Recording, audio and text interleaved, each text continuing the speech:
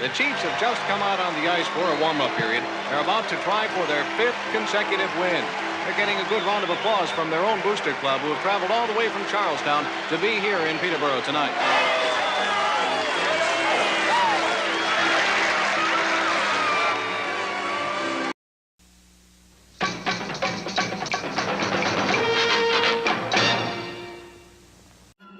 Stop doing those diet or workout fads to lose weight. Use the tried and true approach from Rockin' That Ideal Life that helps you find balance while enjoying food in moderation and nourishing your body. Try the Lean 30 program at rockinthatIdealLife.com and let today be your last first day of your weight loss journey.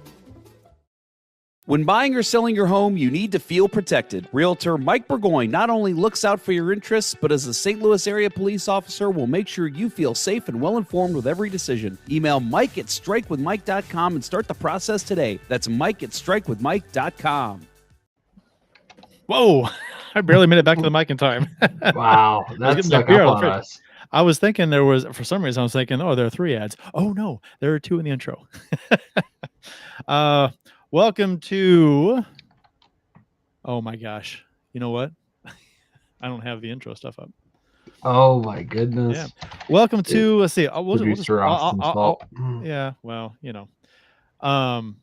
Welcome to episode 7 of season 13. This is franchise episode number 438 of Let's Go Blues Radio. Who are you? You think I know this by heart.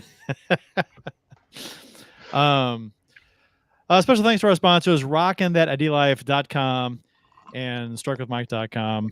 You can contact Mike Burgoyne with Mike Burgoyne Realty, 314-753-4060. And ID Life is rockinthatIdealLife.com. Please check out our sponsors.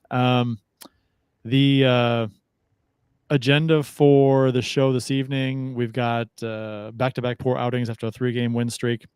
Then a nice win. And what's up with Jordan Kyrou? Why do some fans want him gone?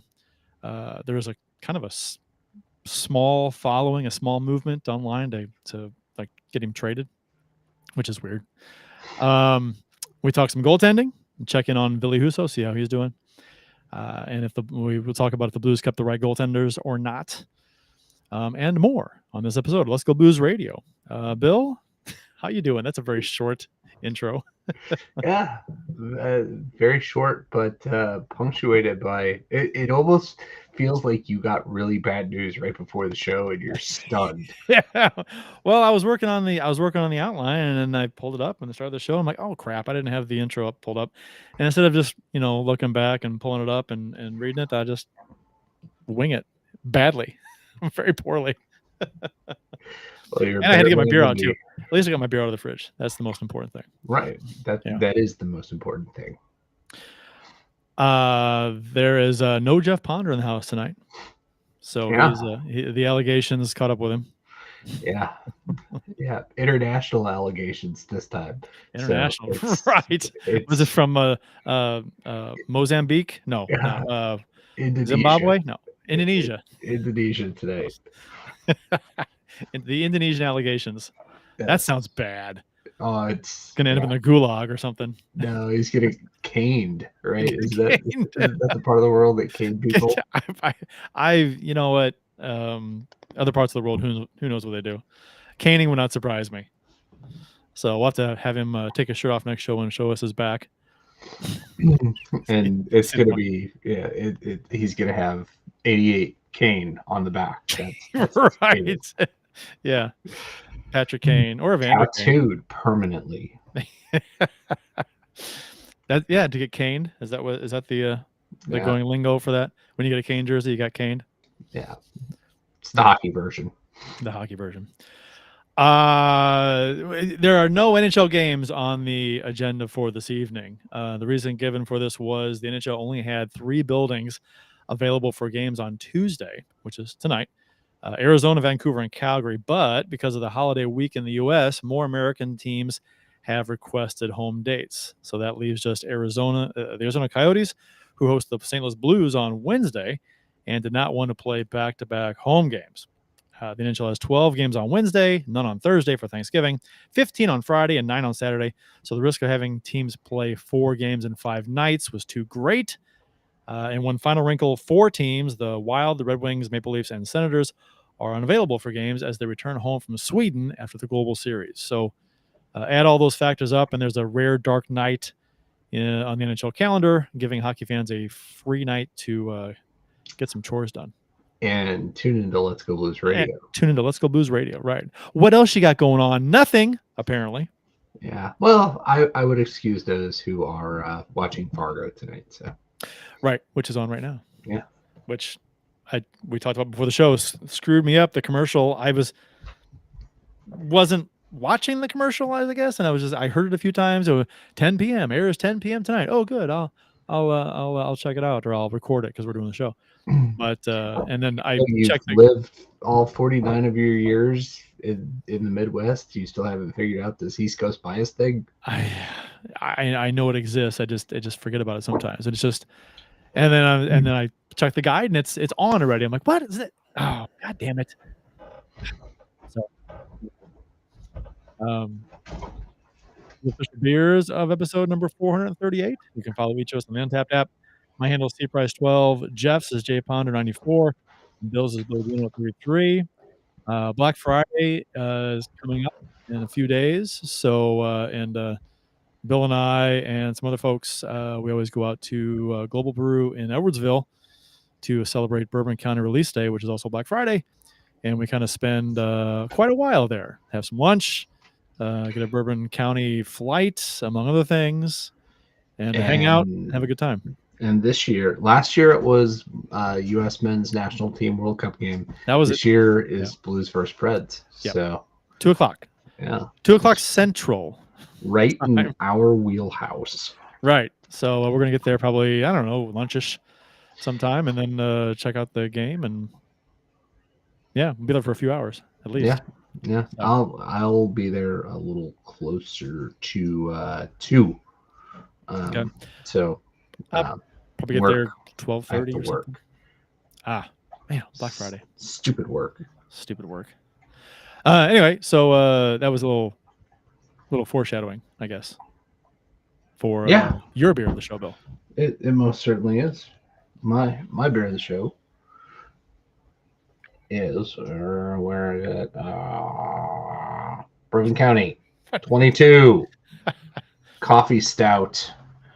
This is my favorite of the variants from last year. Probably my favorite variant since Cola. Cola was good. Cola was very good. I still have at least one of those. So Kurt and I were talking before the show, and I've got a lot of Bourbon County to drink because I think I still have a whole bunch. Like, when we moved, I think I had over 20.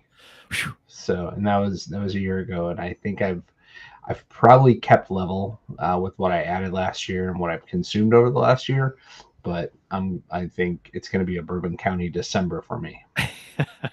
I have 9. I counted 9 in the fridge before the show, so I know you're not supposed to put them in the fridge, but they're in my fridge. Shut up. So I don't feel like I don't plan ahead. I'm like, it's like spur of the moment. Bourbon County, I want it cold. So whatever. But so I went along with you, and I have a Bourbon County as well. Mine is the 2020 Earl Grey variant, which you said is your least favorite. And I think I remember it from the flights that year or something, and I didn't care for it, but I figured, well, hell, I'll drink it. I have it. I'll get rid of it. Yeah. No, it just doesn't, the tea doesn't meld well. Like, I don't know. I guess I'm so used to coffee stouts. I have an occasional. How's that going there? You can taste the tea. Yeah, but it's very pronounced. Yeah, and Earl Grey is such a an acquired taste, really, even with tea drinkers. I was surprised that they went that route, but yeah, it doesn't hit you at first; it hits you like after. Yeah, and it's not very good. Yeah, well, you're getting rid of it. Yeah, I mean, it's got to be drank, right? Right. All right.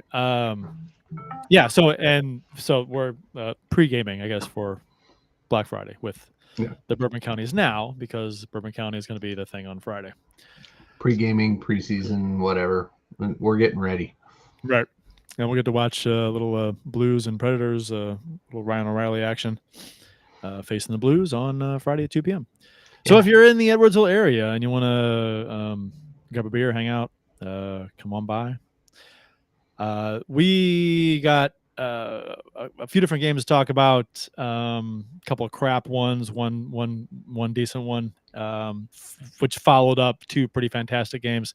So quite the roller coaster of games that the Blues have been on lately. But we are due for a break. So when we come back from the break, we will discuss that. You're listening to Kurt and Bill on Let's Go Blues Radio. We'll return after these messages. We've all tried a diet or workout fad at one time or another, but it always ends the same, right? We either lose the weight and then get back to our routine, but then put the weight right back on, or it just simply never takes hold. It's time to move into a habit-based program that focuses on organization and simplicity. Rock and That Idea Life's Lean 30 lays it all out for you with the correct food to eat, how to meal prep, and even sprinkles in plenty of healthy recipes. With Lean 30, you'll get the full ID Life arsenal, including energy for that needed kick, a tasty Nourish shake for your needed fiber intake, Slim Plus to help control your cravings and provide a metabolic boost, Lean capsules help bust those sugar cravings, and IED Nutrition gives you the added punch you need that takes the guesswork out of what supplements to take. Join the many who are seeing success and make this your last first day on a new program. Visit rockandthatidealife.com to get started, and remember to email Dustin at rockandthatidealife@gmail.com for an extra 10% off exclusively for Let's Go Blues radio listeners. Start your transformation to the confident, vibrant person you've always wanted to be with rockandthatidealife.com. Center Ice Brewery is a beer lover's dream for hockey fans. Based in St. Louis, Missouri, owner Steve Albers has been brewing hockey-themed favorites for thirsty sports fans since 2017. From the Beauty IPA to the Old Arena Lager, a cold, frosty, hockey-themed beer is just what the doctor ordered for hockey fans in St. Louis. Make sure to check your local beer store for Center Ice Brewery beer today. LGB. Let's go beer. St. Louis hockey fans know how it takes a reliable captain and a team of hard workers to achieve major goals. As a police officer and a hockey player, Realtor Mike Burgoyne would wear the C in any situation. As a leader in the home buying or selling process, Mike has surrounded himself with a team of trustworthy inspectors, lenders, and escrow officers that work together more cohesively than Hall & Oates. And as a member of many teams in his life, Mike knows the service our first responders, veterans, nurses, teachers, and yes, even you Let's Go Blues Radio listeners provide the community, so he offers special rates to those individuals. Find the value in Mike's leadership and teamwork today by emailing him at mike@strikewithmike.com or calling 314-753-4060. He'll work closely with you and only show you the homes that match your goals. That email again is mike@strikewithmike.com or call him at 314-753-4060 and succeed with your new teammate today. And now, back to Let's Go Blues Radio, the longest running St. Louis Blues podcast with Price, Ponder, and Day.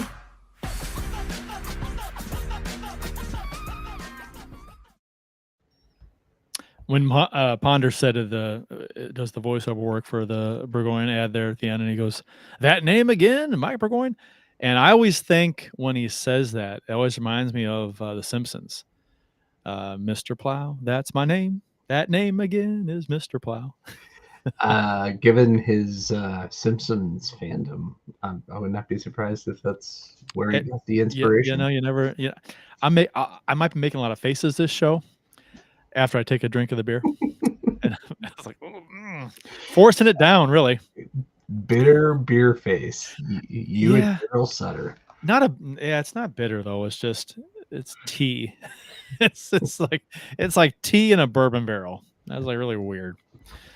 All right, so the Blues, after a couple of really good games, which caused a lot of Blues Nation to pretty much say, "Hey, this team might be a little better than we thought coming into the season. They just had 2 really good wins against good teams, and then they played the Sharks. And we talked about this last week, and I think Ponder in the notes here, he put something down he wanted us to talk about. He wants to take credit for this.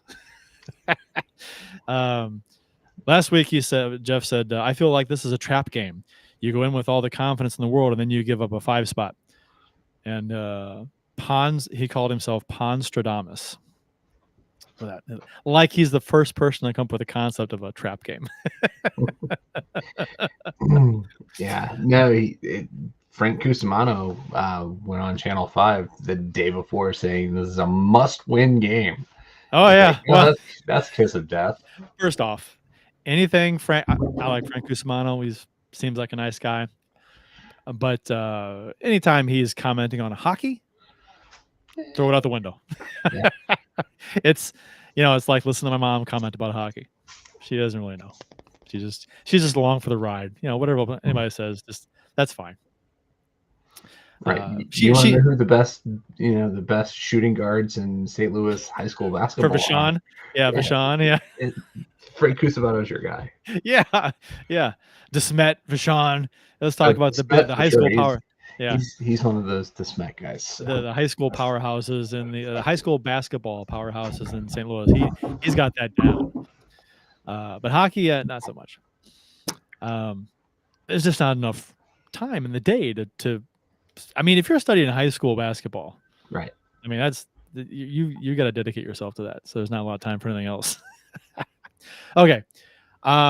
So yeah, this game, I mean, it's the same lineup as Tuesday night, so no real excuses there except for Hofer and Ned, right? So I didn't particularly care about this loss. I mean, don't get me wrong, it was embarrassing, but it didn't really upset me a whole lot because it's a one-off. I treat it as a one-off, right?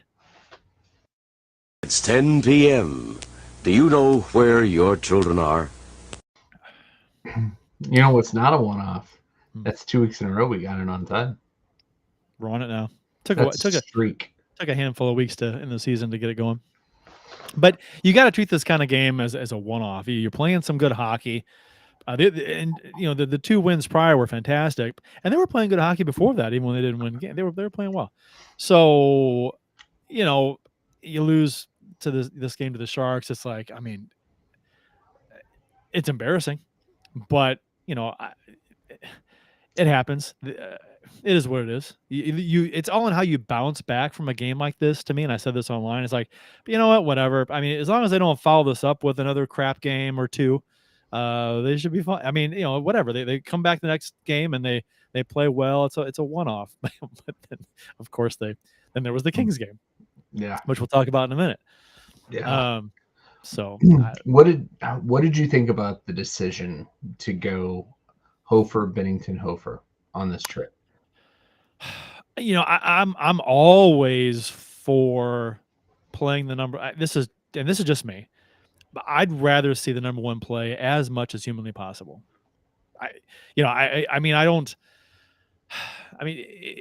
Bennington is, and Hofer has got decent numbers this season, but Bennington's your number 1, and I like to see him play. Now this is the Sharks, right? I mean, this is the worst team in hockey, who have started out historically bad.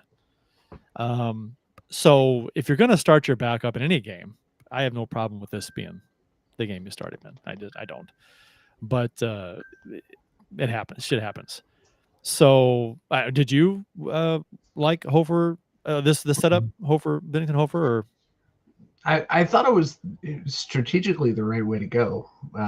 With 2 weak teams bookending, the Kings. I thought that seemed to be the right play. Yeah. And I really felt like the Sharks game wasn't as much on Hofer as the Kings game was on Bennington. I thought in terms, I thought Hofer was better. Bennington just didn't look good against the Kings, I thought. But Hofer came back with a super strong game against Anaheim. So I thought there was I thought there was a major malfunctions on a few aspects of the Blues play against the Sharks. I thought there was some defensive breakdowns, some soft play in front of him, some bad puck luck. Let's be honest, some bounces didn't go their way. But yeah, the softy in front, they weren't. They were kind of standing around a couple times and weren't missed some coverage. And I thought maybe Hofer. I mean, most of the shots, the goals seem to be from in tight or in close, fairly close. So I mean, it's hard to put some of those on the goalie, but I think one of them, a couple of them beat Hofer like under the arm or short side or something. So I'm like, not that it was a bad goal to give up, but it's like I'd just like to see him make that save. It'd be a nice save to make to pick up his defense. Not to criticize him too much because he was kind of hung out to dry a little bit as far as the chances against him, but still. Yeah, that first goal, and honestly, the first 4 Sharks goals, every time I said out loud after I watched the replay, monkey fucking a football. Monkey fucking football. It kind of was. Your favorite phrase was there that entire game. I think the Blues' confidence just kind of got the bubble burst with kind of the comedy of errors that led up to the first goal, and they just never recovered.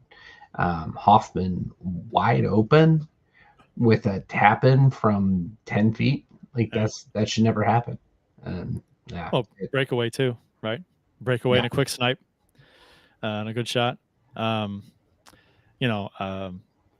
think, and Jeff's not here, so we can't have a little debate back and forth. But he did leave some notes, a couple of his thoughts. So I'll go over them since he did take the time to put them down. And so he said on the Sharks' second goal, he had a problem with this. So the Blues defense stops the rush. The puck goes to the far boards. Kapanen lazily throws it to the weak side behind the net where there wasn't a blue for a country mile. Point man, Okatuk? Am I pronouncing that right? Puts it on net. Eklund deflects the bot. I can't pronounce that. I don't know who half the Sharks players are. They're like, no, who's that guy? I think Eric Curry played the third period, honestly. Eklund deflects with bodies in front, and the Blues are down 2-0 with just 17 seconds in the period. He said he thinks Kapanen has to be more aware. Had time to look and find one of his forward partners at center. This goal was a death nail.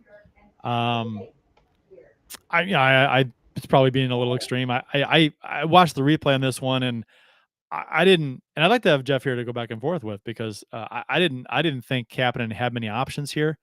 If he didn't have anybody open, there was no one to pass to. If he goes back up the far boards, there's a forward there. There's a defenseman there at the point to hold it in, so he can't go that way. And he wraps it around the boards to the vacant side. And Bushnevich was actually slow getting into the defensive zone, so he wasn't there to cover that side. And they hold it in and they shoot and they score. I don't really have a problem with what Kapanen did. Kapanen probably could have wrapped around harder to get it out if he wanted to, or he could have eaten it on the boards and done a little puck battle to let guys position themselves for hopefully to get the loose puck and transition out. But I didn't have a problem with him necessarily throwing it out the way he did. But that's just me. I think the goal that killed the Blues in this game was the third goal. And I think that was the one where Neighbors was tripped trying to come out of the zone and turn the puck over because of the trip. No call. And the Sharks pass down low, then pass in the slot, and they score. And it's funny because on the NHL.com site, when you can look at each goal, right, to see the replay. And they have the broadcast team for the team that scored the goal. So it's the Sharks announcers here. They don't really say too much about the trip. They say, the Sharks probably got away with them there, and they glaze over it, right? I'm like, that is the major reason why this goal was scored. If Neighbors doesn't trip, the puck's out of the zone. And there's no goal at all. That's a huge deal. That was a terrible no call. Awful no call. I think that one killed them because it came like a minute after the second goal. Yeah. So The bad theme on this trip is quick goals yeah, given up. yeah. Way too many goals in quick succession. Going forward to the Kings game, I mean, 2 goals, 19 seconds. Can't do that, and that has been a bad theme with this team over the last 4 games. I actually I hung out after the game because the Teal Town USA, our friends over at Teal Town USA talk.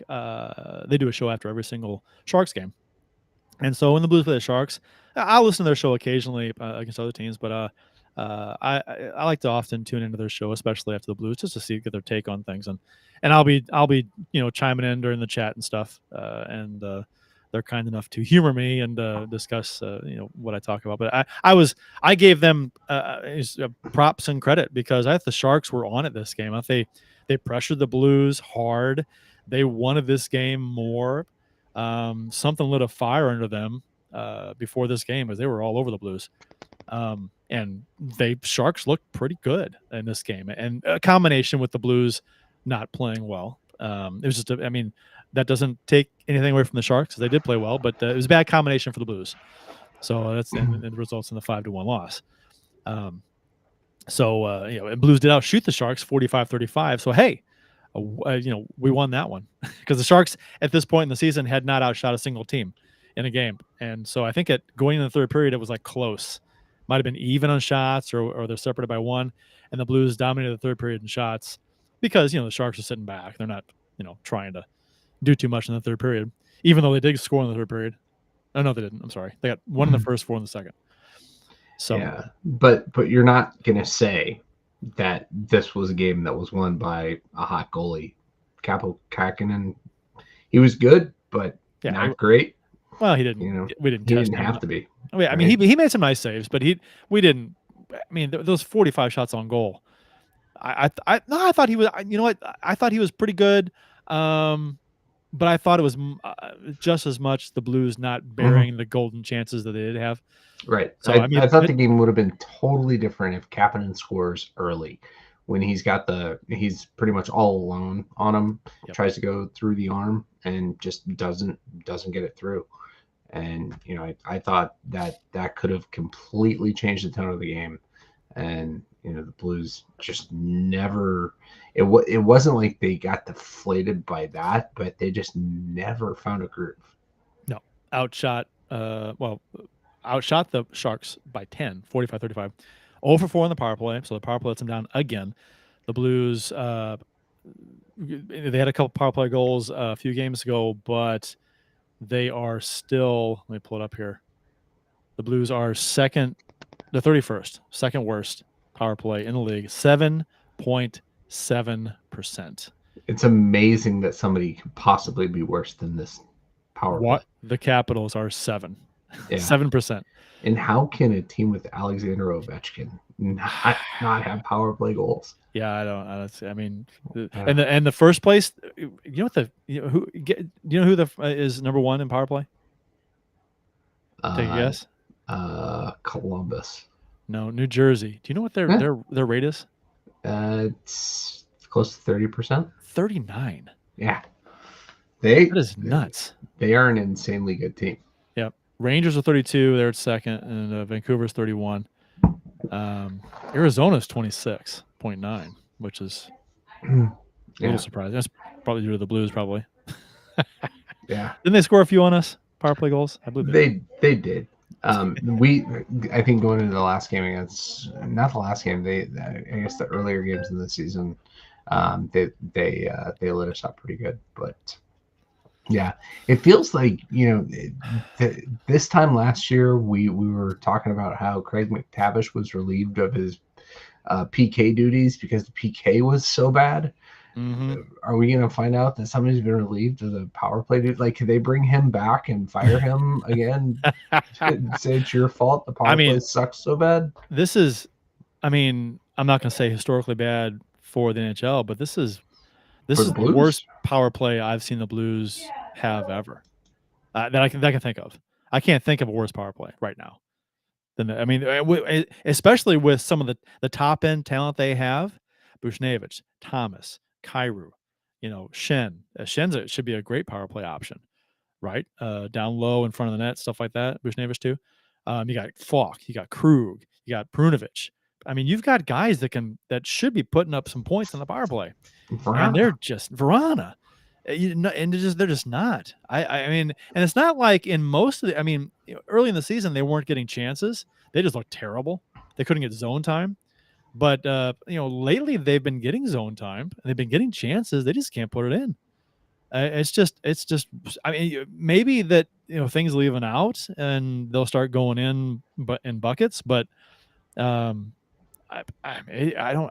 It's hard to explain when a team gets golden chances and a lot of them, and gets zone time on the power play, but just can't score. And it's like you can break down a team, you can break down a power play, and you can say, well, they're not doing this, they're not doing that because what you're trying to do is generate chances and generate good scoring chances. And the Blues have zone time, and maybe they're not getting enough chances. I think they're passing too much. Yeah, honestly, I think when they went on that nice streak, the Blues where they were winning games and playing well, they were shooting a lot more. Mm-hmm. And they took 45 shots against San Jose, but a lot of them I'm going to say a lot came in the third period, right? Yeah. Where's the thing here? Third period shots on goal per period, 18 in the third period and 16 in the second. So they really had a lot of shots, but I mean, that goes back to the point I made before about just burying the chances you have. They just didn't do it. I don't. It's a strange thing to try and break down. It's like keep it simple, simplify it, and it sounds so simple to say. Just a couple passes and shoot, crash the net. Keep it simple. Yeah. This goes back to the Pee Wee hockey. Just go to the net, shoot it on net. Try and find a lane. Yeah, when things aren't working, shoot the puck. That is the simplest thing to do in hockey. That's right. Yeah. And Matt Harris in the chat says, "You're telling me we don't score more by passing to each other 12 times without a shot?" Yeah, it's so frustrating, and it's frustrating to watch them pass the puck around, and to not have somebody in front. Or what play I love? I love when the puck is on the half wall near boards, say, okay, and there's a guy. And you've got a forward not at the crease or at the top of the crease, but he's kind of like halfway, in that soft spot between the forwards and the defense, and he's not being covered very, very tight. And you fake a shot, but you put it right on his stick, and he redirects it like at a 45-degree angle on net. Mm-hmm. I love that play, and I was looking. I mean, that's a nice play to try because. They're trying to take away your shooting lane, right? And you're not shooting on net, so that's not the lane you're going for. You're looking for a passing lane, which maybe is open, and then the deflection is obviously hard to stop. So, and I'm looking for that kind of a play, and against Anaheim, they didn't do it, but there were a few times I'm like, that play's there, it's there, and then it was gone, and I'm like, I love and that play.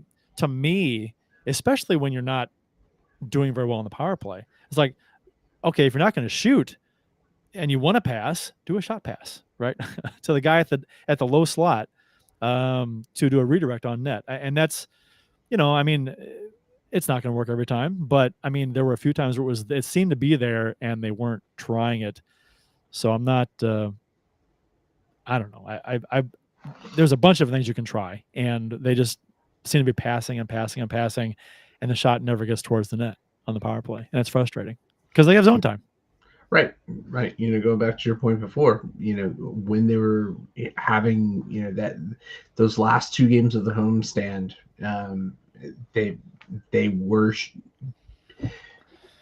had the more shoot first mentality, and it's back to pass. Move it around the perimeter and see what we can find, and nothing ever opens up and you don't try anything different. And then maybe somebody tries to force something through a body, and that's never going to work in the NHL these days. So after this game, the Blues played LA, and you're hoping for a bounce back game, right? I talked about this. So after you lay an egg, teams are going to lay eggs. Colorado just allowed 2 goals in 38 seconds to Nashville at the end of the game. In the last 38 seconds, actually 2 goals in 12 seconds or whatever it was. It was stupid. Within the last 38 seconds of the game, they allowed 2 goals in a 12-second span to lose. They were up by 1. So shit happens, right, to good teams. So when you throw up a stinker against the worst team in the NHL, yeah, it's bad, but come back the next game, bounce back with a strong game, forget about it. It's a long season. They played LA. 4 goals allowed in the first period, one after the other. It was a continuation of the game against San Jose almost. Binnington was back in net for this one, so different look in net. The Blues were number 1 on the PK on the road coming into this game, which if you're looking for silver linings right now with this team, hey, the PK on the road looking pretty good. Until this game. Until the first goal. It was the first goal or second goal? I think it was the first goal. LA scored, was on the power play in this game. Yeah. Right. So 2 minutes into the game too, right? Yeah, it was early. It was really very early. Yeah. Right. And I thought the worst goal of this 3-game swing was the second goal. That's a save that Binnington's got to have. Well, the second goal, isn't that the one where Shen coughed it up too? Mm-hmm. Yeah, a series of unfortunate events, right? Just a bad series of plays. But yeah, a floater that gets through the blocker side, and just thought that was just an awful goal to give up. That's talk about when your team needs a save. That was it. Oh, was that the second goal? Yeah, and before that too, Falk's stick was slashed in half. Yeah, that was before the second goal. Yeah, and no call. I mean, it was a two-handed like he's chopping wood, shatters the stick in half. No call when that's always called. Always called. And no call, and then 5 seconds later, it's in the net. And I'm like, this is the second game in a row where a blatant missed call has directly caused a goal.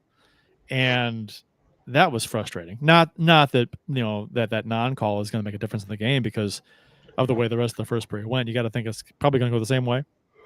But stick chopped in half. Right. Just bad. And championship teams are, they're resilient and they bounce back from those bad calls. Sure. And this team these 2 games, their head was so far up their ass, there was no chance. They just, by the time they hit the ice in both these games, I think they lost them. Their heads weren't there. Yeah. And just hard to pinpoint, what the problem was. Outplayed right out of the chute in this game. And the entire first period, it was just like on their heels. The Kings just came at them. And, you're down 4-0 after the first period. You're like, well, this game's over. Yeah. Pretty much.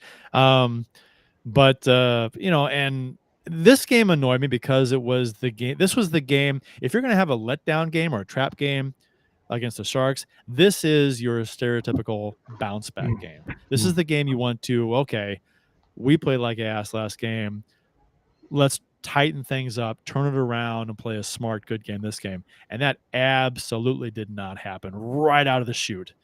Inexcusable first period. I mean, if you're going to lose this game 5-1, lose it late with 4 goals in the third. You should have came out really strong in the first period after last game against San Jose. Your first period, realistically should have been your best period because you should be out there wanting to atone for the last game right off the bat, and they did the exact opposite. So and talking about this, I guess we have to take a step back and put things into perspective about our expectations for this team for the season, because you don't want to get too much into, gosh, they should be doing this, should be doing that, when if they were doing that, they'd be an elite team. Does that make sense? Because it's like, well, okay, they are the way they are, and they're playing some inconsistent hockey. They're on a high, then they're on a low. and that's the sign of the team that doesn't quite have it. So as a team, or haven't figured it out yet fully. Yeah. So Yeah, I was telling a friend of mine at work today that I feel like it's a sign of a team that relies too much on inexperienced youth in Thomas and Kyrou as the kind of the bellwethers for the team, right? They haven't they haven't got the even keeled nature. And you'd like to think Shen could instill that on everybody on this team as the leader, but that's not happening. Way too much ebb and flow with this team. After the game, Robert Thomas was quoted as saying, "It starts with us leaders. We've got to step up. We've got to play better, and it falls on our shoulders." At this, I don't know. I mean, I guess things could be worse. You could be San Jose, you could be Edmonton, but when players say stuff like this after a loss like this, it's like, do they even mean it? I mean, are they just like saying something for the reporters, for the cameras? It doesn't mean anything. It's fluff. It's like, got to be better as leaders, got to step up. Well, yeah, no shit. I mean, do it.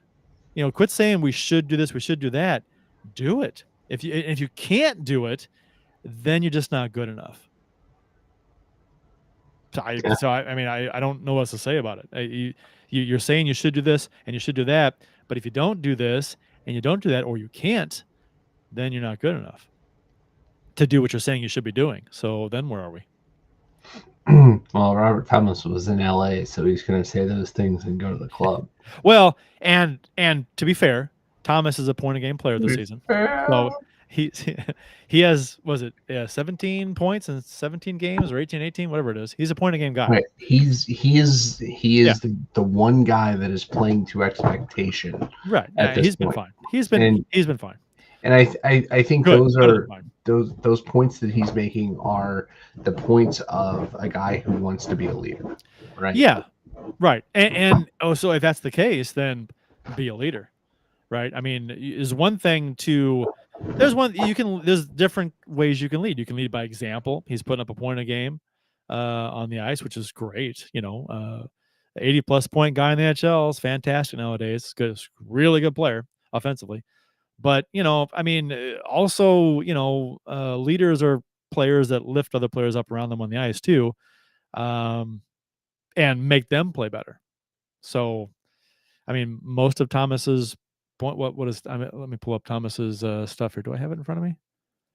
Thomas, surely I have it. There it is. Yeah. No, I don't. There it is. Robert Thomas, 6 goals, 11 assists. So he's got a few more goals than probably expected, but 11 assists. So 17 points is a +6. Yeah. I mean, he's playing well. Face-off percentage 56. He's doing all the right things. Is very, very impressive. Except for against San Jose. I think San Jose had a really good face-off day. I think Thomas was under 50% against San Jose, but they dominated on the face-off that game. But you can't win them all. So but you can't shit the bed in them all. Yeah, I mean, at the same time. There are really good offensive players on some really bad teams in NHL history too. So I mean, there's how many times and the Blues weren't really bad when Hull was here, but how many times did you hear people say, "You can't win a cup with Hull. You can't win a cup with Hull. Can't do it."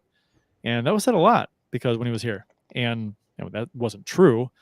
But I think the underlying point is that you can be a really good offensive player, and it might not make a difference. You're going to put up points, but the team might still be bad.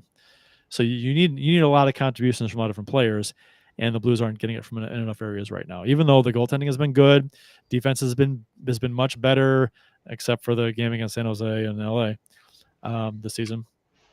But hopefully that turns around. The game against Anaheim was much better, kind of return to the norm against not a very good team. So still, with that said, San Jose wasn't very good either. Shit the bed against them.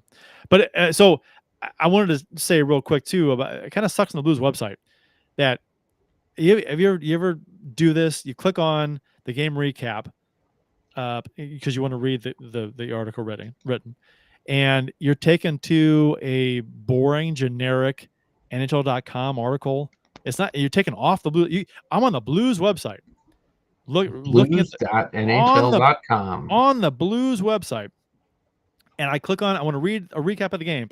It redirects me to NHL.com to a generic, boring, basically a written box score with a few quotes from players after the game. It's nothing. It doesn't. I mean, what happened? They used to link to Korak's articles, a lot. But what happened Kings to that? game is Dan Greenspan, Yeah. NHL.com, independent correspondent. It's so bad. It's the bare minimum for journalists to do, a reporter to do. It's just they do. There's no insight. There's no creative commentary about the team in this article. Nothing. It's just a written box score with some quotes. It sucks. And I'm like, I'm on the Blues website. Give me a Blues recap. And if the Blues lose in a game, half the time when you read the article, it's all plays and things that the other team did well, but and very little about the Blues. And I'm like, I'd like to hear what the Blues did poorly, or how the Blues did poorly, or what they did wrong, or give me a Blues. There are Blues beat writers. Why aren't they getting their articles? I mean, what happened to Korak's articles that go on NHL.com? I want to, because he has. I love reading his stuff because he doesn't pull any punches. He'll tell you what he thinks of the team and how they're doing, how they're playing. I love that. Right. And he's there for everything. Every presser, every practice, Lou's always there. Yeah. This independent reporter does not talk to the team. Right. He doesn't have insight on the team. He doesn't know. So, I mean, it's annoying. He could take a pointer or two from the old hometown phone book game recaps that we used to publish. Oh man, yeah. Bill's referring to our old roller hockey days when we had a website. We would multiple websites. We had like 3, because everyone it was in the day of you get 10 megabytes free with your dial-up provider, right? Yeah. Or Angel Fire, or whatever it was. Yep. Or GeoCities. Yep. But yeah, we had some web space, and we would do recaps, and they were creative as hell. I don't know, it was fun. So yeah, our recaps for our games were far more insightful and interesting than the shit they put up there on NHL.com. It's just boring. And the same thing for the San Jose game. It was the same as another independent NHL.com, person. I wouldn't call him a writer. He's a person compiling, stats, just to verbalize stats. So let's get back to winning. The Blues defeated the Ducks 3-1 in their last game. This is the game. This is the game the Blues should have played versus LA. It would have been a little bit better of a game. This is the game the Blues should have played against San Jose. Yeah, true. And this game could have been like 5-1. They really could have had a few more goals. Gibson had a few stellar saves. Yeah. Neighbors, Buchnevich, and Toropchenko scored for the Blues. Neighbors have been on fire lately, putting in a few goals. And, he's played better. Hopefully he's turning a corner as far as stepping up his game on a more consistent basis goes. That would be huge for this team offensively, because they were, let's be fair. There were higher hopes for Neighbors than he's shown so far. A little bit, not a ton, right? You want him to be like a middle six guy, and he was like struggling to stay in that role. Well, I mean, think back to, what I think back to, I shouldn't tell people what to think back to, but what I think back to is, when he was playing for the Edmonton Oil King in the same building as Connor McDavid, and he replicated Connor McDavid goals back-to-back weeks with some insane moves. Like, holy shit, we have a phenom on our hands. And, fast forward 3 years and they're like, oh, hey, look, he could be Jaden Schwartz in a year or two. Yeah. Right. But I like that. I was always a Jaden Schwartz fan. We need those kinds of guys. And I think, he is a hockey, like, he's a rink rat. You can tell that. And like, he's a very good locker room kind of guy. And he, a year or two, he's going to have an A. He's a little feisty out there too. Yeah. He doesn't really back He down. dropped the guys gloves. too much. Was it Arizona he dropped the gloves against? I believe you're right. Yeah. He did. Yeah. So I like that he plays a little bit of an edge. Doesn't take any crap out there. Doesn't skate away from a guy talking crap out there. So that's good to see. I think McTavish scored for Anaheim midway through the third period when it was 3-0, made it 3-1. Hofer played very well in this game, stopping 25 of 26. Deserved the number 3 star that he got. But the Blues as a whole, a very Jekyll and Hyde team the last 5 games, to say the least. The MoneyPuck.com's deserved to win-o-meter had the Blues after 1,000 simulations based on advanced stats, winning this game 60.5% of the time. So they did agree with our analysis of, well, it was obvious to see the Blues played well.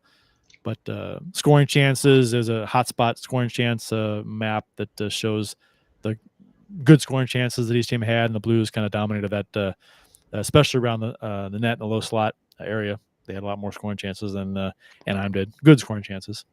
Yeah, I mean the Buchnevich power play goal. I mean that was every goal that was scored in the Blues in the first half of the season last year, right? Wide open at the back door, tap it. Right. Yep.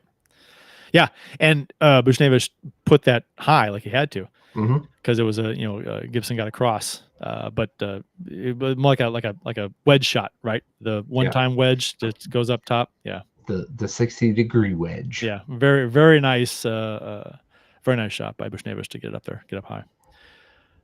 Ponder's thoughts on this game. He got a note here. The neighbors Sundqvist Alexandrov line was a force all night. They were forechecking and tying up sticks every time Anaheim tried to break out of the zone. Led to neighbors' opening goal. So Ponder contributing to the show without actually being here. Right, while facing allegations. While facing the allegations. I'm not sure if legally we can actually say his name right now on the show. Right. But we are. I think every time we do, he gets caned one more time. Let me pull up the standings here. The Blues in the Central Division currently sit in 4th place with 19 points. They are 9-7-1. Dallas is first place at 25. Colorado sits at 22, tied with Winnipeg at 22. All of those teams, including the Blues, have played 17. Arizona's played 18 games, and they sit at 18 points. And the Predators, who you just hate to see, below the Blues in the standings, 17 games played, 14 points. And like we said, they just came back and beat Colorado the other night, so that helps the Blues if you're holding out hopes for the Blues to catch Colorado at some point this season. Yeah, I'm not holding out hope for that. I did watch the second half of the Stars Avalanche game the other night, and that just what a kick in the nuts for the Stars to lose that game. That was not good. What was the score of that game? How was it? I think final was 5-3. I don't know. I have a guy I work with who's a huge Stars fan, and he was very, very disappointed with the outcome. Let me see if I can get back to that score. Man, being a huge Stars fan, that's just got to be a. He's from Texas, so okay. I mean, what I'm getting at is that it's like, I mean, the Stars franchise. I mean, yeah, they won a cup, yeah, but. With Brett Hull, with Brett Hull, your earlier point. Yeah, with Brett Hull. So, I just don't like the Stars, and it's mostly because of Jamie Benn. I thought you were going to say Bob from the Stars. Bob from the Stars. Jamie Benn. There's still that Belfour stink on the team for me. Mm-hmm. Yeah. I don't know. And Craig Ludwig. I always hated that fucker for his pads. His shin pads. He'd fan out to be like a foot wide, and the NHL did nothing about it. And he's got like ridiculous. If you don't know who Craig Ludwig is, look at Ludwig. Look him up, and Craig Ludwig's pads. Shin pads. He wore them at University of North Dakota in when he played there in the late 70s, early 80s, and wore them all the way through his NHL career. Yeah. What he would do is he bent the plastic and fanned them out so they were a lot wider, and he looked ridiculous skating on the ice. But he was a shot blocker, and I'm like, how the NHL allowed that when they restrict every single inch of a goalie, right? But they allow this kind of shit to go on in front of the goalie is ridiculous. Yeah, I love Luddy from the 86 Canadians, 88 Canadians, or sorry, 89 when they lost to Calgary. Yeah, he was. Yeah, hated that. And my image of him is with the Stars playing that way.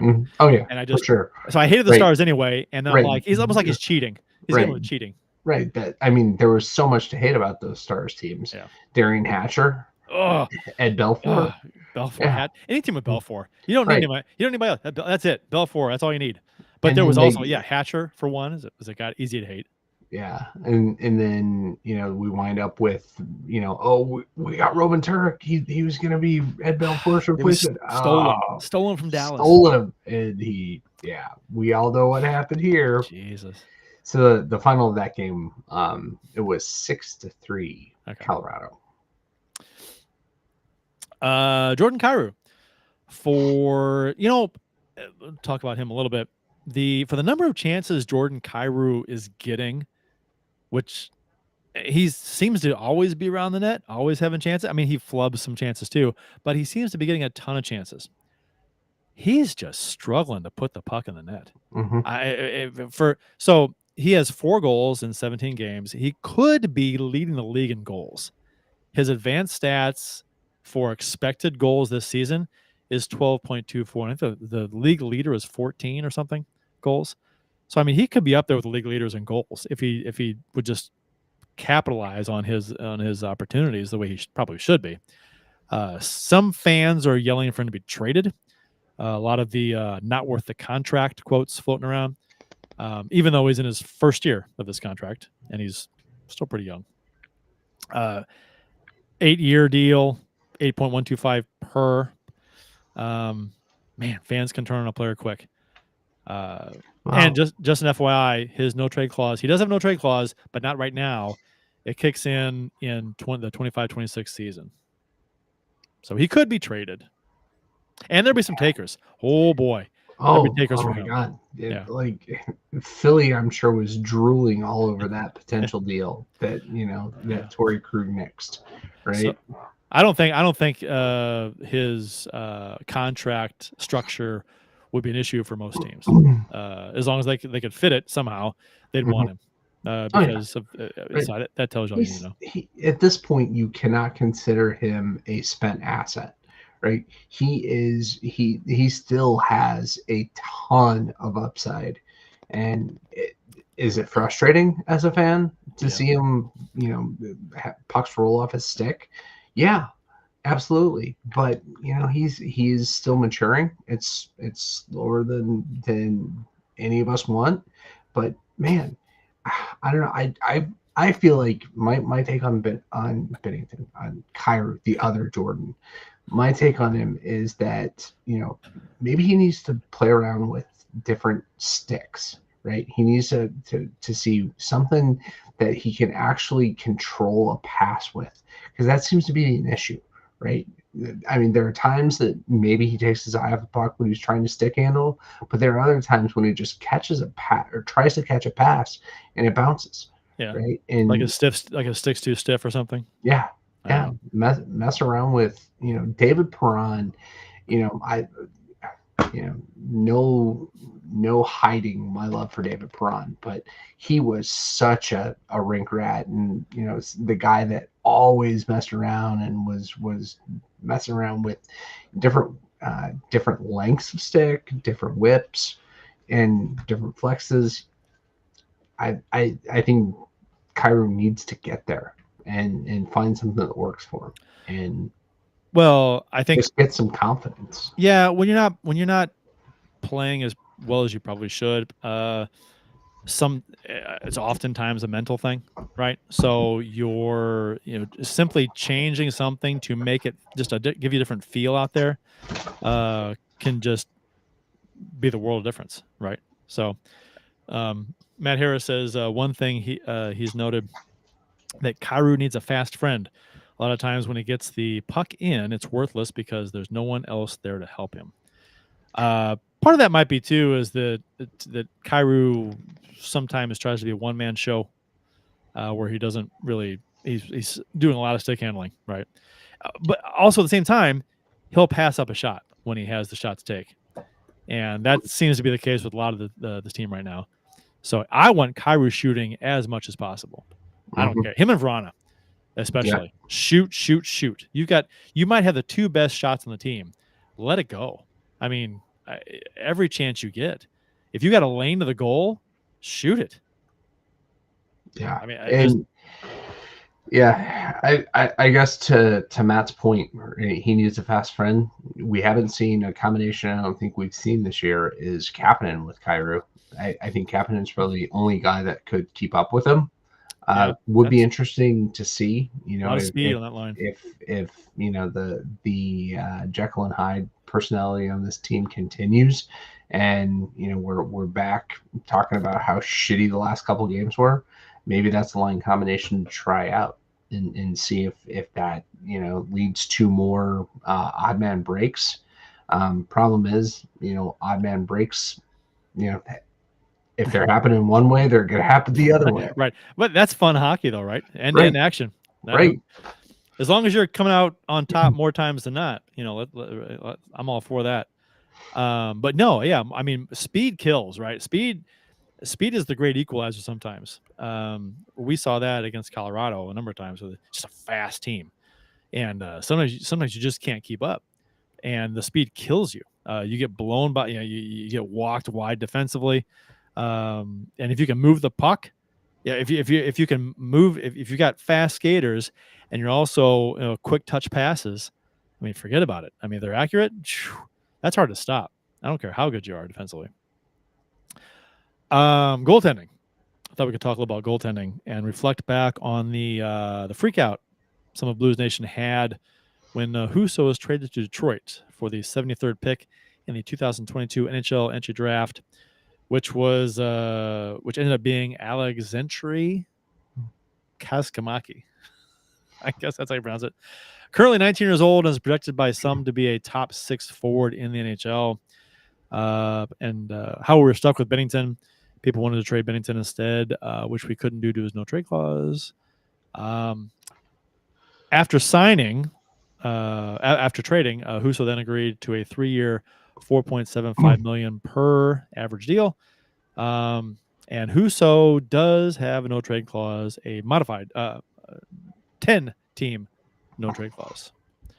So other teams do give out no trade clauses as well.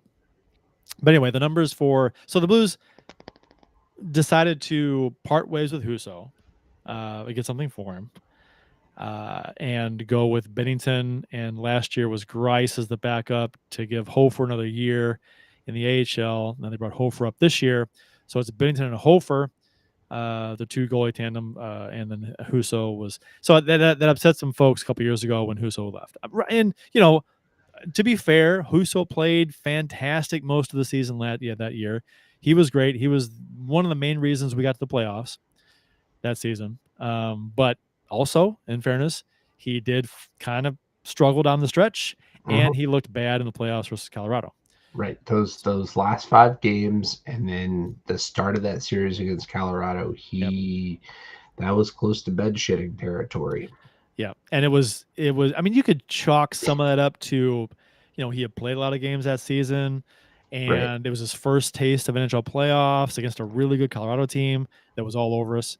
So, you know, you could make excuses for, you know, a couple of those things, whatever. But so the numbers this season for Bennington: 12 games played, he's 5-5-1, 9.22 save percentage, 2.47 goals against average.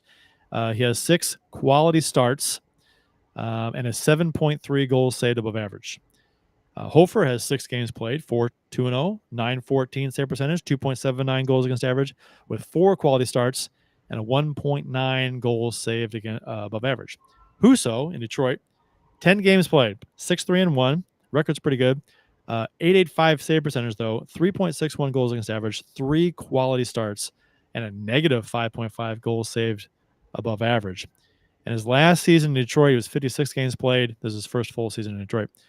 26, 22, and 7, 8.96 save percentage, 3.11 GAA, 26 quality starts, and a negative 13.5 goals saved above average. After the season, Husso will have 1 year left on his deal that he signed in Detroit.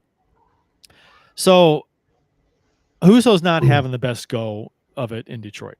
And you don't hear a lot about, if Husso were playing really well in Detroit, you'd hear about it, Blues fans. Right. Oh my God, wish we had Husso. So, but I don't get to watch a lot of Detroit's games. I'll catch a game every now and then. But, we've talked before about how goaltending is really hard to analyze with advanced stats because a lot of stuff doesn't take it into account. And so I wanted to get the opinion of somebody who watches every game, knows what he's talking about.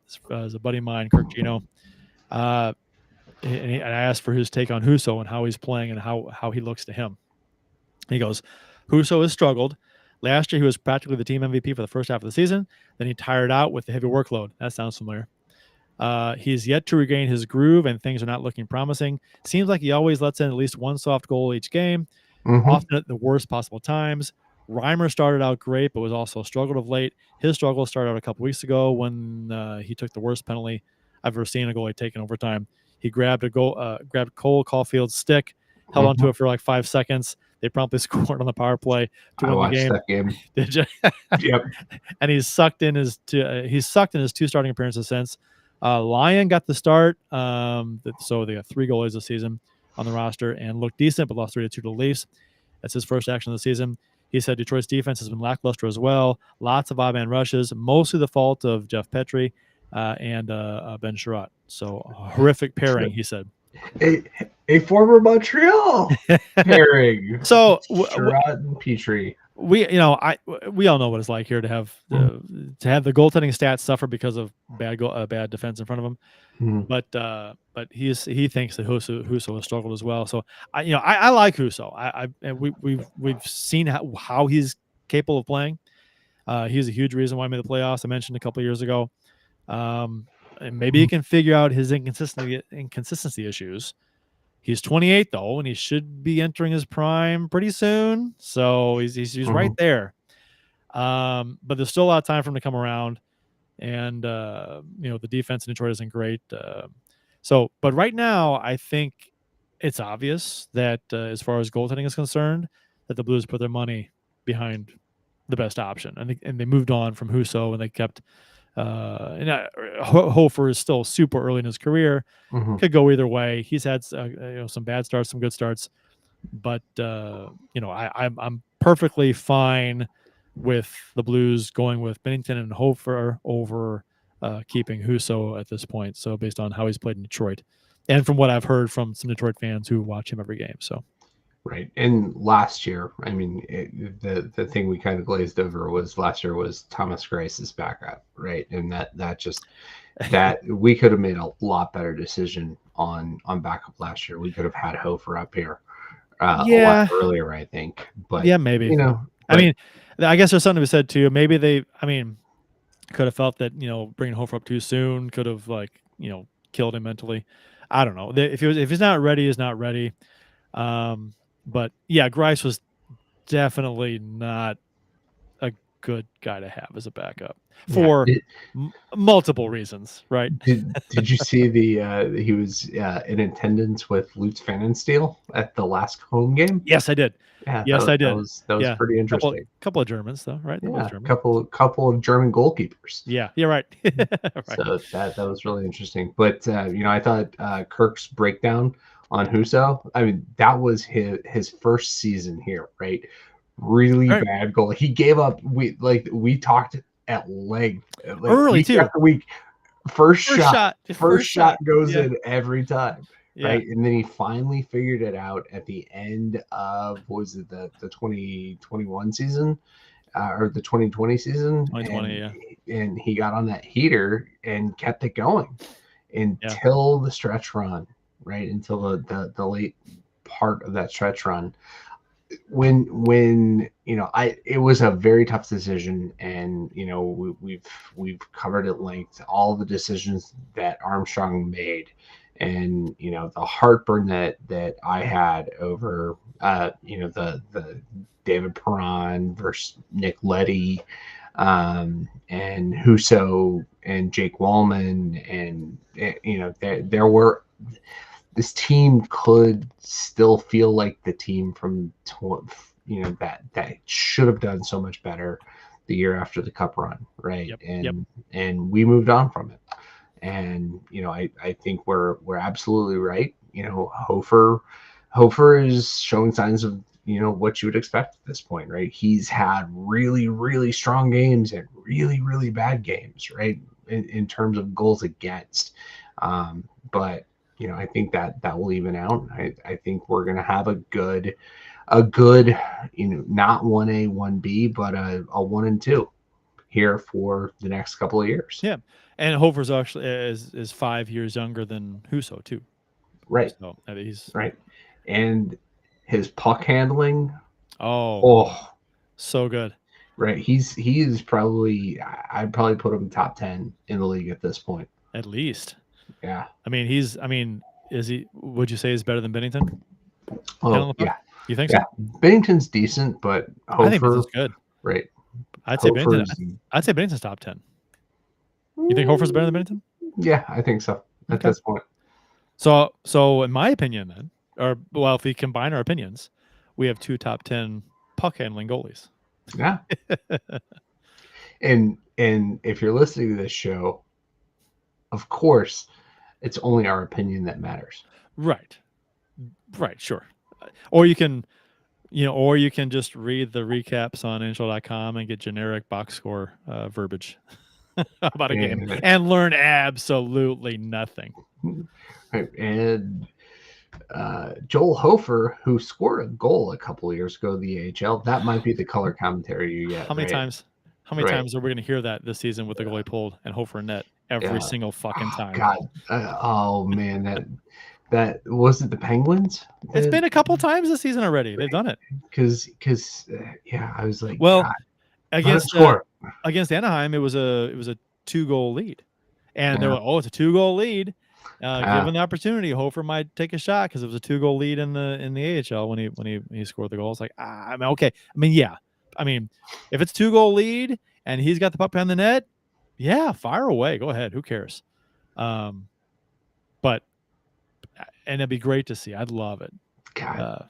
But right. It's so much fun. That's kind of the one goalie thing we haven't seen here in St. Louis. That's true. Right. It is. It's kind of like the Cardinals and Wainwright, right? The Cardinals had a shit season last year, but they had Wainwright to get people excited. If Hofer does score a goal this season, that's gonna That's gonna be the story for this team the entire season, right? They're gonna just keep playing that clip about something that positive that happened for this team, and they can just roll with that. No, I still think we could aspire to 3rd place in the Central. I think Doug got it right. You think we'll finish? You think we can finish 3rd? No, I'm not saying will. We can aspire to it. We aspire to. This team could finish 3rd.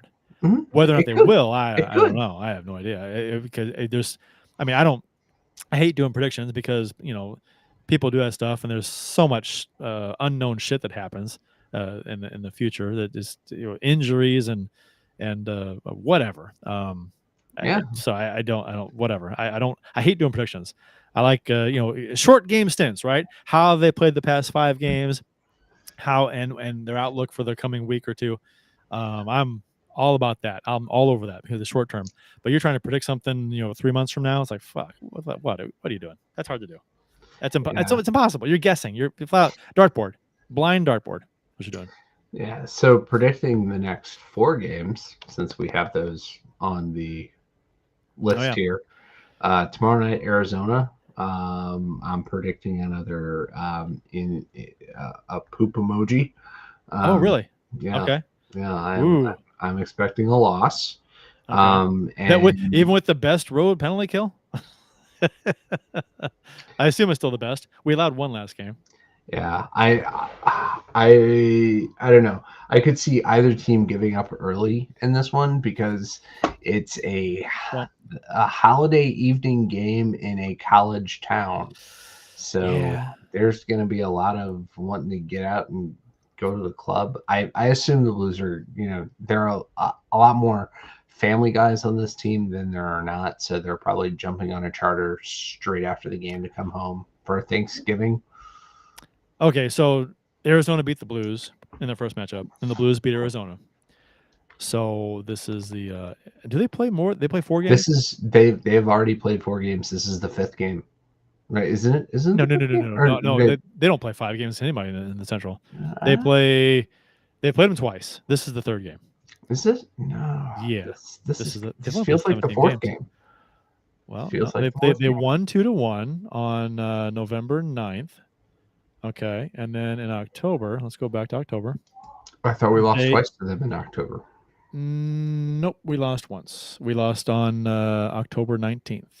And that's the only game. We lost 6-2. It was a 6-2 loss, and because it's because we played them like 4 times in one day in the preseason. Right, we did. We played split squad, right? Yeah.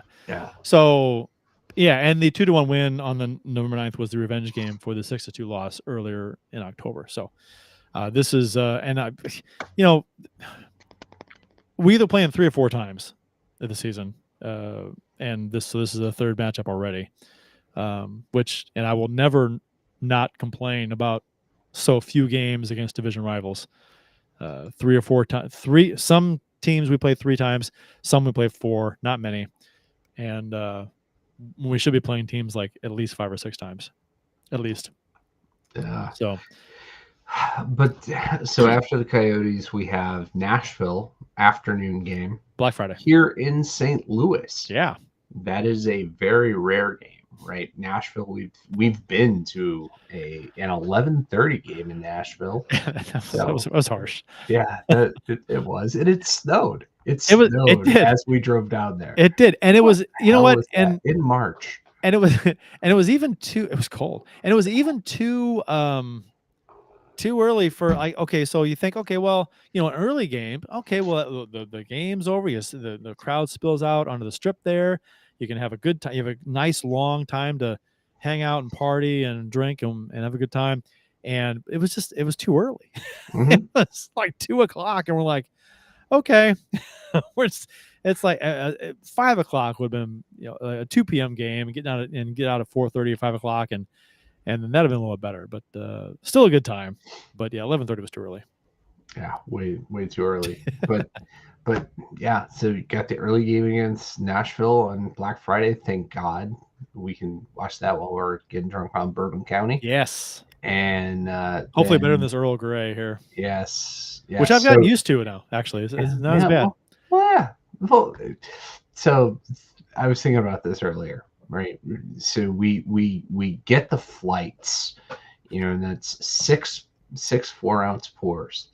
That means we're drinking 24 ounces of average 14.8 ABV beers. Yeah, we're gonna be drunk for a while. Yeah, well, and there's also going to be another beer probably after the flight is over. Oh, for sure. Yeah, because you get after you have a bunch of heavy small pours, you might want something different. Change it up, right? Right. So, somebody's gonna go with Sun King. Oh, right, that's me. The vanilla cream. Vanilla. Oh yeah, I love that. Amy says it tastes like cough medicine. I love it. It tastes so good. But this is it season. I mean, it might not have it. It's kind of a weird season for that. Just Bob in the YouTube chat, Just Bob 3000. Is it maybe it's a bot? Says they play Arizona again on December 2nd at Arizona. So yeah, that's what I was thinking. So we will play them 4 times. Right. In their season series will be done before Christmas, which I always hate. Yeah, and especially division, right? That's whatever. The scheduling in the NHL is weird. Austin Lynch is alive. Bill, that jersey is a beauty. Well, thank you. I had to bust something out that wasn't. I've worn a couple of Habs jerseys this week. I've figured I haven't worn them enough lately. So, okay. So maybe Friday instead of a Blues jersey, I'll wear my Kotkaniemi jersey, the Habs original reverse retro. I'll never forget that that night at Sunrise Brewery. God, that was the best. That was a lot of fun. Overtime winner by the guy on my shirt. Oh, and then God. Montreal shits the bed. Mark Bergevin's last move is losing that guy. Yeah, well, in a weird way too, right? Offer sheet. Yeah, offer sheet, and he signed for what was it was Sebastian Aho's jersey number, $20, I think. Yeah. Ah, fuck. So after Nashville at 2 p.m. on Friday, we got Sunday in Chicago, 1 p.m. Yeah, at 1 p.m. But the Blues are gonna catch the Blackhawks on back-to-back afternoon games. Woo. So you know what? Sunday afternoon games for the Blues never seem to go well. Nope. I don't know what it is. No, I can remember back to when I was a kid and the Blues going into Chicago for an early game. It's gotta probably be like 84, 85. And they just got walked out of the building in the first period. And yeah, that's always my expectation is we play an early game and we are going to get destroyed. I think back to an afternoon weekend game. I think it was a Sunday game. I think the game for 1993 game 4 sweep of the Hawks that I was at game 4. It was an afternoon game, and I believe it was a Sunday. And so I have fond memories of afternoon hockey, but that was playoffs. It was a little different. Yeah. Man, I'll tell you what though, if it's a playoff game and it's an afternoon game on a weekend and they lose, you got a lot of hours in the day left just to sulk in the misery of losing a playoff game. I'd almost rather lose it at night and then go to bed a couple hours later and just, sleep it off. Right. When Taves scored the goal against Ryan Miller, right? That was an afternoon game. I remember I was at Four Hands. Yeah. And they had like a food truck event as the game was starting. And by the time we got home just in time to see the Taves goal. My daughter has a story about that goal, that game too, is that the goal was scored and I stood up and I walked out the walkout, and my daughter was sitting on the couch watching the game with me. She was little, just, I don't know, 4 or 5 years old. And I stood up after the goal, walked out the walkout, closed the door, and just gave the biggest fuck as loud as I could to anybody that could hear me. Walked back inside, and she was like, "Dad, I heard that." I'm like, "Sorry, I tried to go outside." I was so mad. God, what a lifetime game that was. Yeah, but you got revenge. Was a couple years later, the next year, 2 years later? 2 years. That was 14. Yeah. Right. Elliott and the Blues. Yep. Woo! Troy Brower. The Demons. Oh my gosh. Yeah. Hope TJ Oshie was worth it. Yep. It was a great moment. Was it worth Oshie? That's debatable. Yeah. A potential what if segment. Yeah, that's true. I have thoughts on all of that I think I've mentioned before. Mm-hmm. But we'll have to save that for a what if segment. We should write these down. We talk about the what if segment, and we always have ideas for it. We haven't done it yet. Right. It's been on the outline for 3 weeks, and we haven't touched it. Nope. We almost got there today because we talked about a lot about Ville Husso. It has to be on a night when there's nothing to talk about. Has to be. And tonight kind of would have been that night. Yeah, we've got a couple more things though. Yeah. Rapid fire tidbits from around the NHL. Connor McDavid was asked in post game. Did you hear about this? Did you hear this question he was asked? Yeah. And my initial thought was, this is a guy that was around. Whoever's asking this question had to have been around for the late 80s Oilers. Was it Spectre that asked this question? Probably. I think it was. I think it's Spectre. Defensively, he asked Connor McDavid after they lost. Defensively, you're struggling. Offensively, you got a couple tonight. but the power play is struggling. Are you better off to try and win this thing 4-1 or to try and win 7-5? Right. What the fuck kind of question is that? Right. To me, that's like Wayne Gretzky would have won this game, you fuckhead. Right. That's how I read it. He was like, obviously, we're trying to keep the puck out of our own net. We're not doing a very good job of it right now. I mean, he gave the canned, safe response to it. But he also said, you asked this question before. I've answered it before. You like this question for some reason. And he went on to answer it. I obviously, and, we've known this from listening to journalists ask weird questions during post-game pressers, and Ponder kind of backed this up. It was like they have a story in mind they want to write, and they're trying to get quotes to back up that story, and to fit that narrative for that story. Exactly. Yeah. So it's like he was wanting to write something about this, about winning a game 7-5 versus 4-1. He wanted McDavid to say something about it. Right. Give me Grant Fuhrer. We'll do this. We talked about this earlier. Nashville scores 2 goals in the last 38 seconds to tie and then beat the Avs 4-3 in regulation. Glad this game didn't go to OT, being a division game and all, but how fun is it to see Colorado collapse like this, even though it was Nashville who did it to them? I mean, if there's a team in the division that you want to do that to Colorado, it's Nashville. I guess so, yeah. A team is below you. Sure. Yeah, in the standings. That's true. And Milan Lucic arrested for domestic abuse. The hell you say? Come on. He was arrested on assault and battery charge. Wait for it, on Battery Street. I don't want to laugh. It doesn't get more Boston than this, does it? Battery Street. The victim said that a victim, which was his wife, right? Said that Lucic could not say that. Allegedly, could not locate his cell phone after a night out that she believed involved the consumption of alcohol.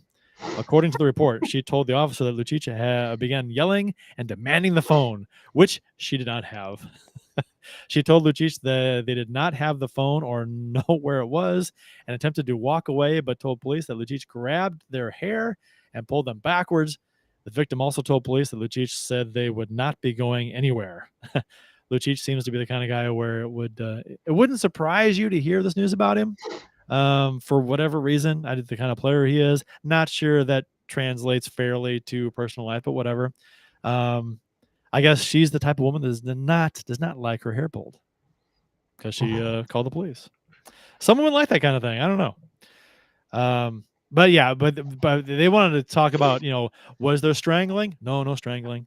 So apparently just hair pulling. And I'm thinking if it was just hair pulling, and the police were called, that had to be a pretty violent hair pull, right? I mean, not just a simple little hair pull. That's gotta be like to jerk your head back. Ow, that really hurts. Kind of a thing. So right, was it enough to pull the weave out? Was it that kind of situation? I don't know. Does she have a weave? I don't know. I'm not the kind of guy that sits around and Googles hockey players' wives. No. But if you type in Milan Lucic into Google, I bet you the first suggestion is wife. Well, it's every athlete, isn't it? Yeah. Right. Which is so weird. People search for that stuff. It's like, I mean, I'm going to test this right now, and I am going to do it. Vladimir Chebaturkin. Wife. Oh no! The only thing is Russian former ice hockey player. Okay. Damn it! Well, hold on. Let me finish his name and see if it comes up. The chubby Turkey wife. No, chubby Turkey wife. It does not. But Vladimir Tarasenko. No, it doesn't come up here either. Oh, that's interesting. My theory is debunked. I think we are now at the end of our rope or outline, if you will, for the show. Anything else you want to add to the show, Bill, about the Blues? We got any predictions for the upcoming 4 games? How I just said we don't do predictions, but all right. You did. Well, you did say you said Arizona. I did say poop emoji. Right. Poop emoji. Win. Poop emoji. Okay. So you think? I think we take on Nashville and Chicago. And then what the following game? Who's that against? Well, Arizona, then Nashville, then Chicago, and then Minnesota. So Arizona lost, Nashville, Chicago wins, and then Minnesota probably win. Oh, okay. Maybe we get our Bennington versus Fleury fight. Ooh, I didn't think about that. and we'll do a show the next day. So they play Minnesota on the 28th, and we're scheduled to do a show on the 29th. So yeah, that can't happen. I mean, This early in the season, maybe not. Maybe not. But, and especially this is the next matchup, right, between the two teams after that happened. So it's like, and they're going to talk about it. There's no way the planets will align for that to happen again.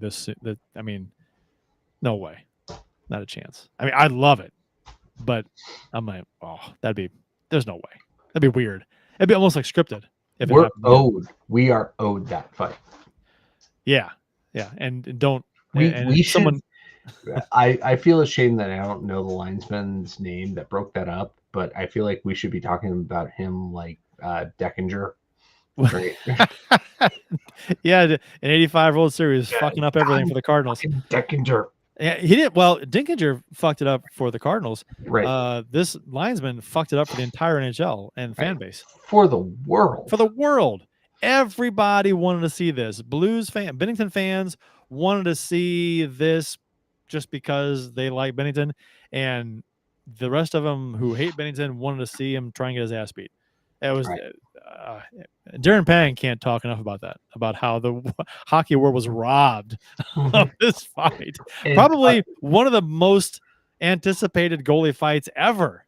Yeah. Oh my gosh. And I don't agree with Panger often, but this is one point where 100% copacetic, bud. Yeah.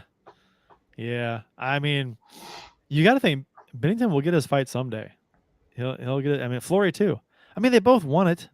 Why don't just go? Yeah. I don't know. Fleury, I don't know. He's got a couple more years left in him. Let's yeah. Get it in on the wire, bud.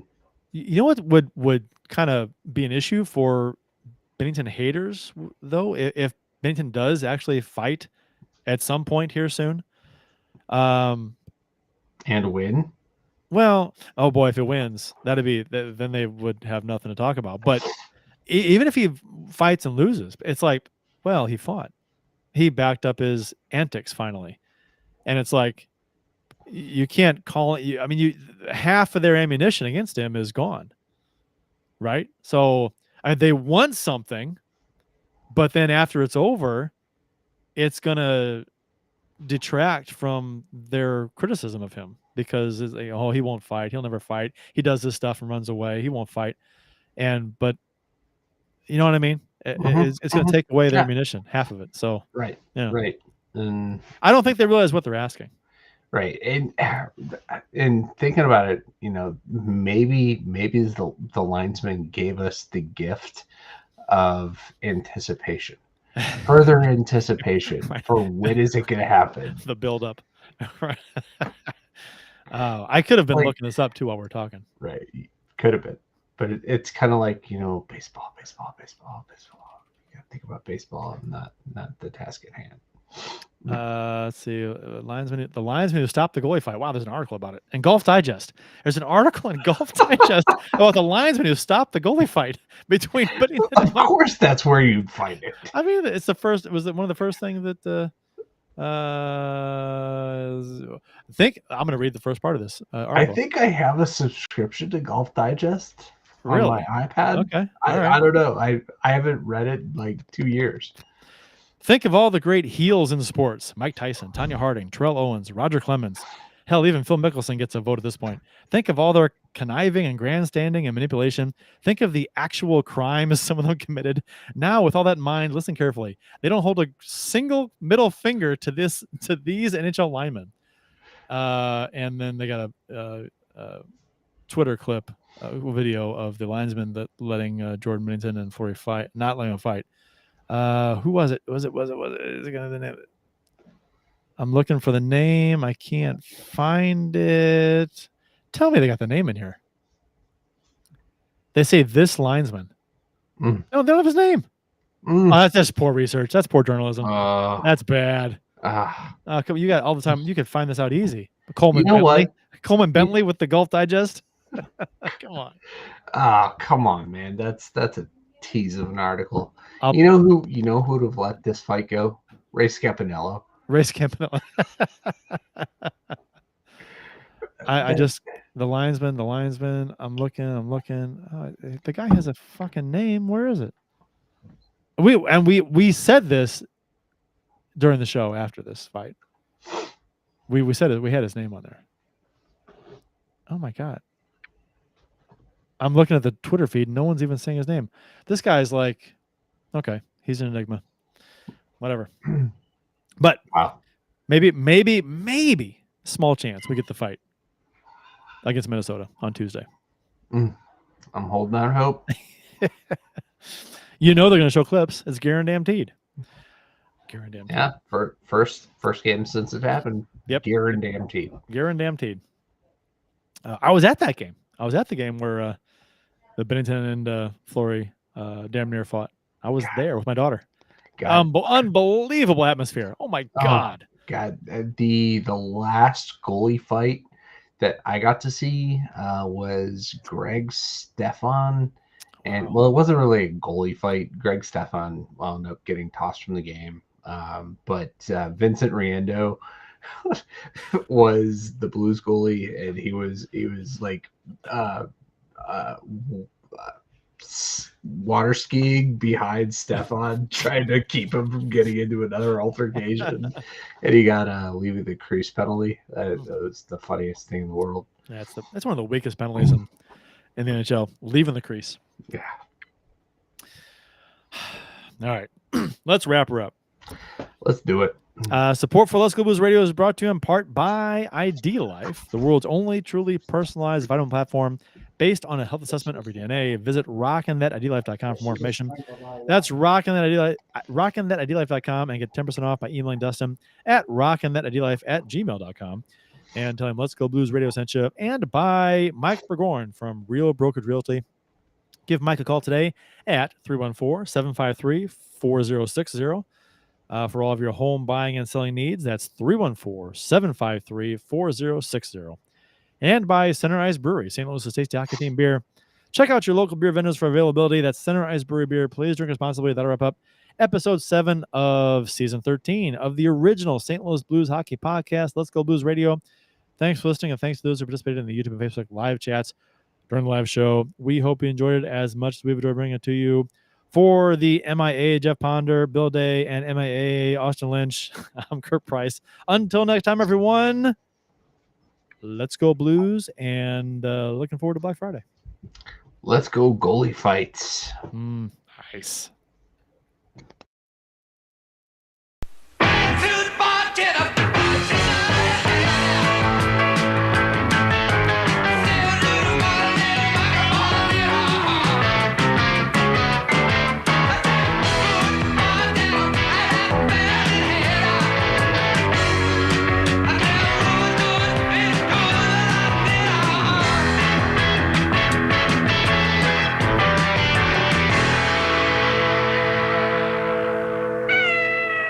Sit, Ubu, sit.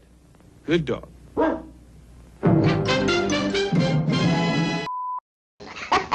You thought I was going to say, son of a bitch, didn't you?